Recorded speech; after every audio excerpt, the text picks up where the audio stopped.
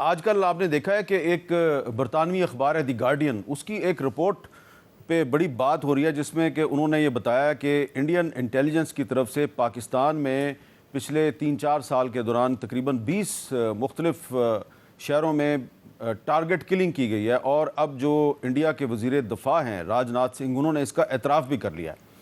Guardian کی story جو کہ اب اپریل 2024 میں شائع ہوئی ہے، تو اس پر اب پاکستان کی حکومت کی طرف سے بھی رد عمل آ رہا ہے، لیکن جب یہی انکشاف ستمبر 2023 میں ہم نے کیا تھا، ستمبر 2023 میں، تو ہر طرف خاموشی تھی۔ ذرا سنیں ہم نے کیا بتایا تھا۔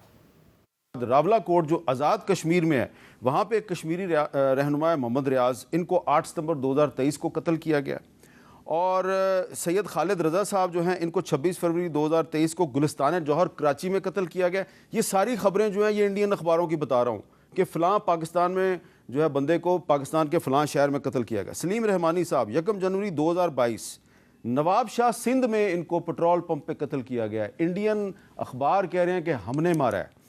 بشیر احمد پیر المعروف امتیاز عالم 20 فروری 2023 برما ٹاؤن اسلام آباد میں ان کو قتل کیا گیا ہے۔ انڈین اخبار کہہ رہے ہیں کہ ہم نے مارا ہے۔ آج پاکستان کے جو سیکرٹری خارجہ ہیں انہوں نے یہ انکشاف کیا ہے کہ بھارت کی طرف سے پاکستان میں ٹارگٹ کلنگ کے لیے ایک خفیہ نیٹ ورک چلایا جا رہا تھا جو مختلف لوگوں کی ٹارگٹ کلنگ کرتا تھا، اور یہ جو ٹارگٹ کلرز ہیں ان کو ایک تھرڈ کنٹری سے ان کو کنٹرول کیا جا رہا تھا۔ آپ کو اگر یاد ہو تو ہم نے پچھلے سال ستمبر میں یہ جو معاملہ ہے اس کو اپنے شو پہ اٹھایا تھا، پہلے ستمبر 2023 میں، پھر جنوری 2024 میں ہم نے اس معاملے کو اٹھایا، اور اس پر کوئی زیادہ رد عمل نہیں آیا، بلکہ ابھی پچھلے دنوں جو ہمارے وزیر خارجہ ہیں اسحاق ڈار صاحب، انہوں نے کہا جی کہ ہماری جو تاجر برادری ہے وہ چاہتی ہے کہ بھارت کے ساتھ تجارت کی جائے، لیکن اب جواب کیا آیا ہے بھارتی وزیر دفاع راج ناتھ سنگھ کی طرف سے؟ تو بھارتی وزیر دفاع کہہ رہے ہیں ہم پاکستان میں گھس کے ماریں گے۔ تو مصدق ملک صاحب، ہمارا وزیر خارجہ کہتا ہے کہ ہم تو تجارت کرنا چاہتے ہیں، وہ کہتے ہیں ہم تمہیں گھر میں گھس کے ماریں گے۔ تو تجارت ہو سکتی ہے؟ پہلے بھی تو ایک دفعہ گھسے تھے۔ ہاں، گھر میں پہلے گھسے تھے تو ان کا جہاز گھس کے مارنے کے لیے ایک کعبے کو مار کے گئے تھے اس وقت۔ جی، تو میرے خیال میں یہ تو بھارت کے اوپر عیاں ہونا چاہیے کہ جب گھسیں گے تو کیا حال ہوگا۔ اس وجہ سے یہ جو گیدڑ بھپکیاں چلتی ہیں ان کی طرف سے، ان کا حقیقت سے تو کوئی تعلق نہیں ہے، اور اگر گھس کے مارنا ہے تو آئیے، تو آئیں، تشریف لائیں، پھر دیکھ لیتے ہیں۔ اس سے پہلے کئی دفعہ آزما چکے ہیں، 2-4 مرتبہ اور آزما لیں۔